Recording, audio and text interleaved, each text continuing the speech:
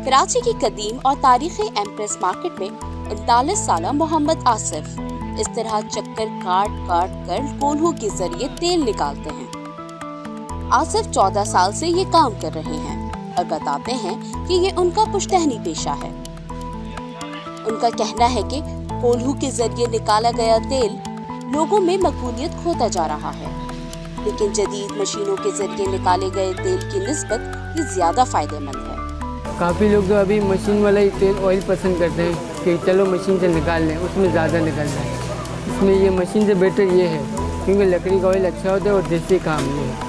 सूबे पंजाब में आज भी इस काम के लिए बैल का इस्तेमाल किया जाता है, लेकिन कराची की इस मार्केट में पुराने तर्ज पर बनी लकड़ी की मशीन पर भारी ईंट का वजन रखकर मोहम्मद आसिफ उल्टे कदमों चलकर मशीन के गिर्द चक्कर काटते हैं, जिससे मशीन में डाले गए अज्जा पर जोर पड़ता है और इस तरह उनसे खालिस तेल हासिल किया जाता है।